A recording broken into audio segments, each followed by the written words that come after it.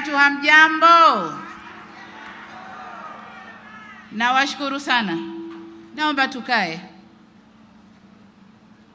Mheshimiwa Deogratius Ndejembi, Waziri wa Ardhi unayemwakilisha Waziri wa TAMISEMI, Mheshimiwa Hussein Mohamed Bashe, Waziri wa Kilimo, Mheshimiwa Aishatu Kijaji, Waziri wa Viwanda, waheshimiwa mawaziri wote mlioko hapa, Mheshimiwa mkuu wetu wa mkoa wa Simiyu, mwenyeji wetu, Mheshimiwa naibu katibu mkuu wa Chama cha Mapinduzi, ndugu yetu John Mongela, pamoja na mwenyekiti wa CCM wa mkoa na viongozi wengine wa chama, tambue uwepo wa mjumbe wa halmashauri kuu ya CCM wa mkoa huu, pamoja na wajumbe wote kamati za siasa za mkoa na wilaya. Lakini pia nitambue uwepo wa viongozi wa vyama vya siasa wa wilaya hii. Tambue uwepo pia wa makatibu wakuu waliopo hapa pamoja nasi, Mheshimiwa mkuu wa wilaya ya Meatu, kamati za ulinzi na usalama mkoa na wilaya hii, waheshimiwa wabunge na waheshimiwa madiwani, viongozi mbalimbali wa serikali mliopo, Dr. Riyadh, mmiliki wa kiwanda cha BioSustain, na wote wanaowakilisha sekta binafsi mlioko hapa, machifu wenzangu na wazee wa Meatu mliopo hapa, ndugu wananchi, vikundi vyote vya burudani, mabibi na mabwana, ndugu zangu wanahabari, Meatu oye! Jamhuri ya Muungano wa Tanzania.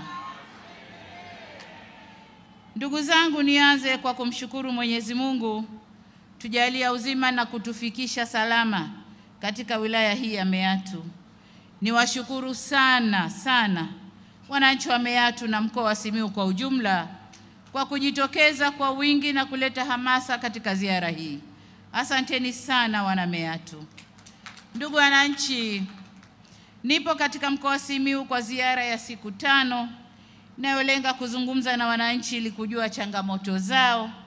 Lakini vile vile ziara hii inalenga kukagua utekelezaji wa miradi mbalimbali ya maendeleo ikiwemo viwanda kama nilivyofanya asubuhi hii. Lakini kabla sijaendelea, ndugu zangu wana Meatu, nitoe pole nyingi sana. Pole nyingi sana. Tumepoteza vijana wetu 4, lakini na wengine kadhaa wameumia katika usafiri kuja kwenye mkutano huu. Nitoe pole sana kwa wana Meatu. Ndugu zangu, katika wilaya Meatu, asubuhi hii kama nilivyosema, nimefungua rasmi kiwanda cha pamba cha BioSustain cha kinachomilikiwa na Dr. Riyadh.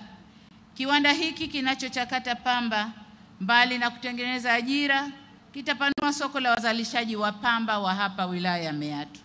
Soko liko pale, na ndio madhumuni ya serikali kupeleka viwanda maeneo mbalimbali. Nimeelezwa kwamba uwekezaji katika kiwanda hiki umezalisha ajira za kudumu 375 na ajira za muda 880. Hili si dogo. Muhimu zaidi, wawekezaji wa kiwanda hiki wanakusudia kupanua uwekezaji wao kwa kuongeza kiwanda kingine chenye thamani ya shilingi bilioni 12 kwa ajili ya uzalishaji wa mafuta ya mbegu za pamba na alizeti. Haya ni maendeleo makubwa sana, nami nawahamasisha wawekeze zaidi. Ndugu wananchi, serikali inaendelea na jitihada za kuvutia viwanda katika wilaya ya Meatu na mkoa wa Simiyu kwa ujumla. Kwa sasa Meatu ina viwanda vikubwa 3, viwanda vidogo 148 na viwanda vidogo sana 268 vilivyotoa jumla ajira 1342. Niwahakikishie wawekezaji wa viwanda, kikiwemo kiwanda hichi nilichokifungua asubuhi, kwa serikali itaendelea kuweka mazingira mazuri kwa ajili ya kukuza viwanda vya ndani. Aidha,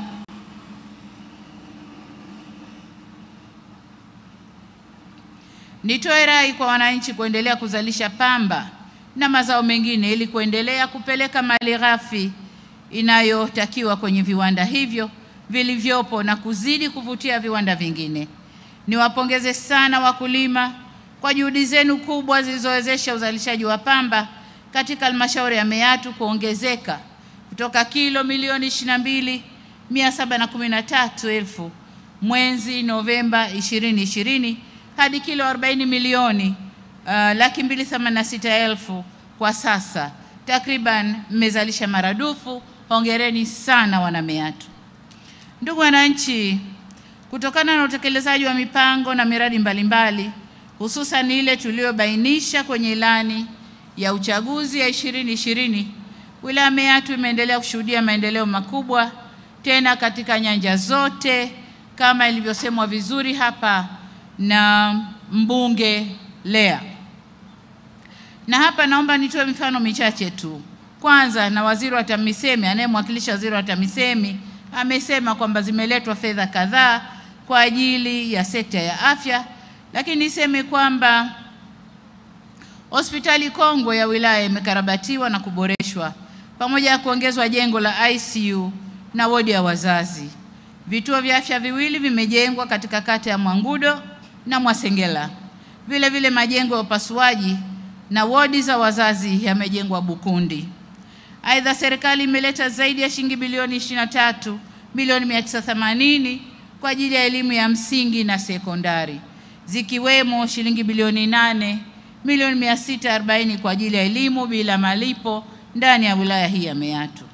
Uwekezaji huo umeongeza idadi ya wanafunzi wa sekondari kutoka 9,458 mwaka 2022 hadi 12,630 mwaka huu, huku wanafunzi 9,599 wakiandikishwa kwa ajili ya elimu ya awali na 11,000 darasa la kwanza bila mchango wowote kutoka kwa wananchi. Hii ni kazi ya serikali ya awamu ya 6. Katika kuwawezesha wananchi kiuchumi, jumla shilingi milioni 799 zimetolewa kwa vikundi 89 vya vijana, akina mama na watu wenye ulemavu kama mikopo ya 10% ya makusanyo ya halmashauri tangu mwaka 2021. Niipongeze wilaya halmashauri kwa uwezeshaji huu, lakini niombe iweze kufanya vizuri zaidi. Na nitoe rai kwa wananchi kuendelea kulipa kodi na tozo mbalimbali kwa ajili ya maendeleo ya halmashauri yetu.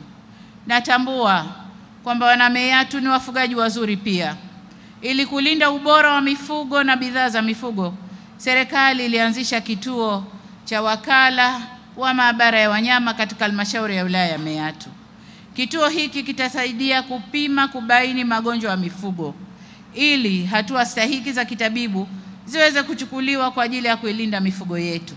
Pamoja na hayo, jana nilizindua kampeni ya chanjo ya mifugo inayolenga kulinda na kuongeza thamani ya mifugo yetu. Hivyo nitoe wito kwa wananchi kushiriki ipasavyo katika kampeni ya chanjo ya mifugo na kuingia kwenye ufugaji wa kisasa wenye tija zaidi.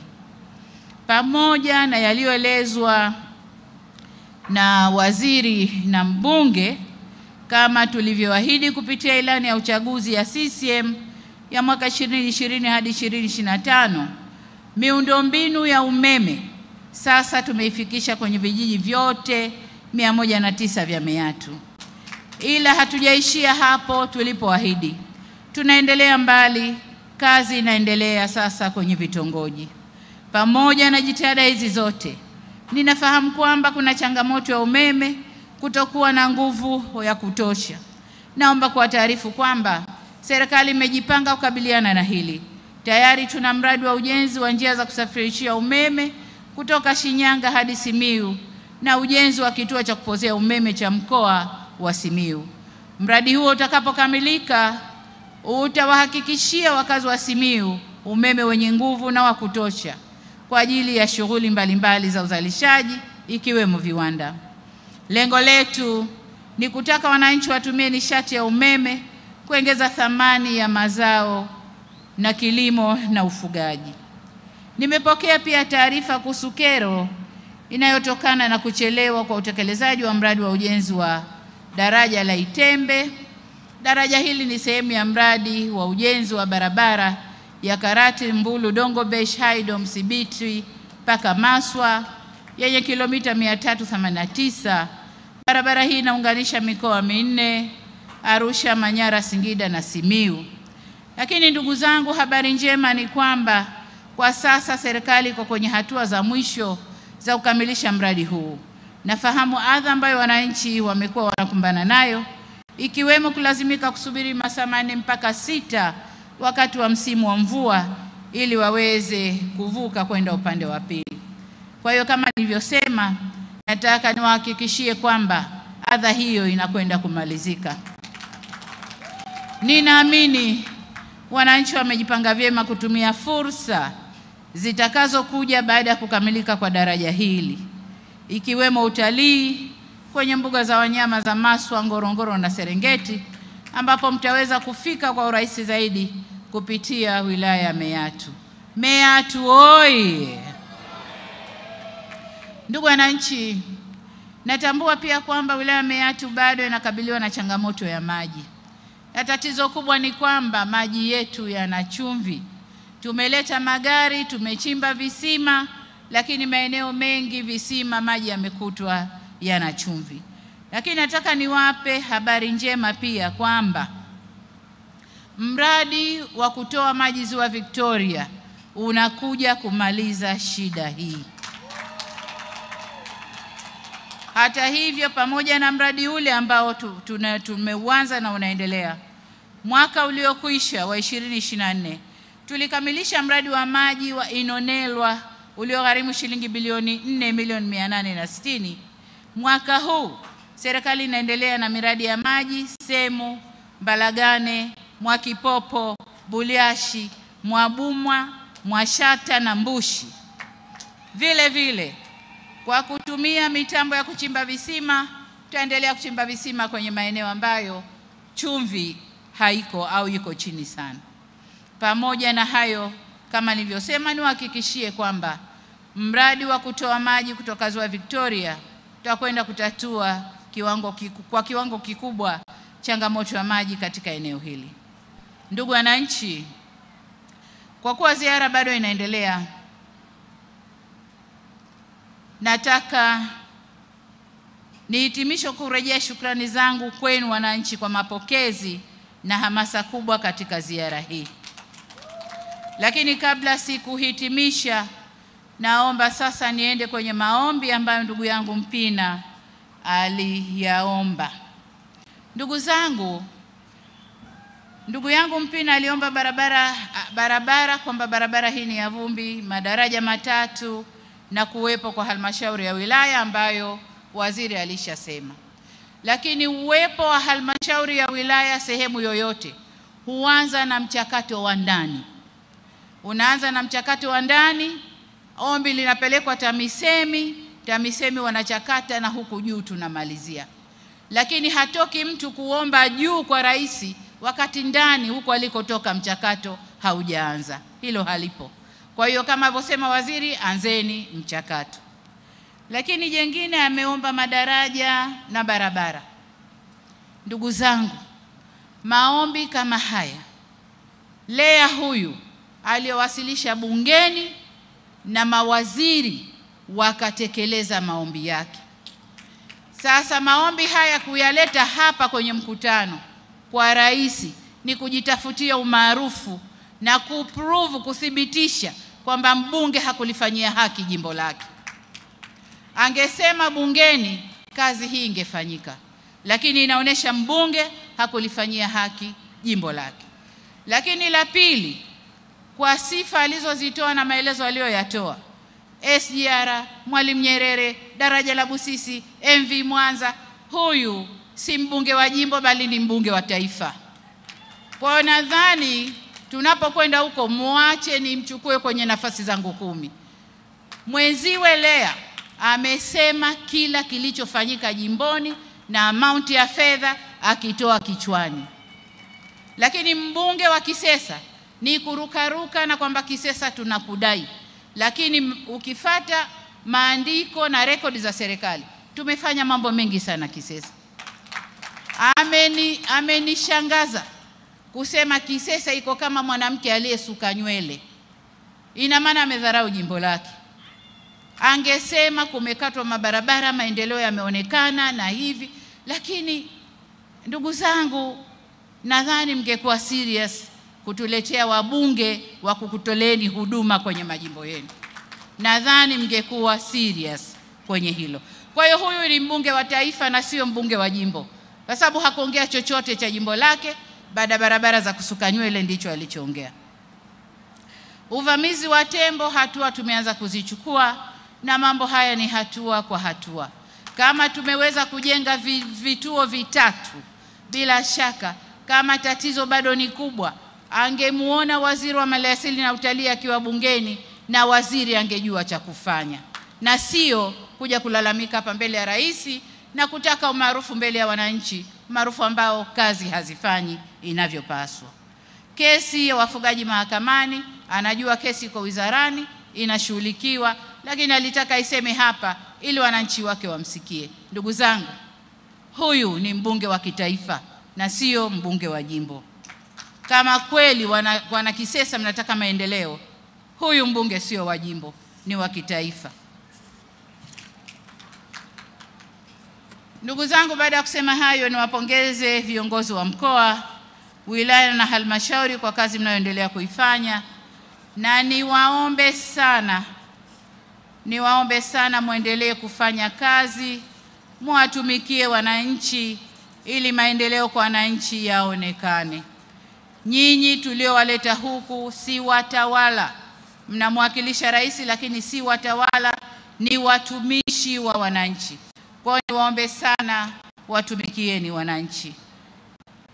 Niwaombe sasa turuhusu tuendelee na ziara katika maeneo mengine, na asanteni sana kwa kutusikiliza. Asanteni sana. Toti, tunaomba tumsindikize Mheshimiwa Rais wa Jamhuri ya Muungano wa Tanzania.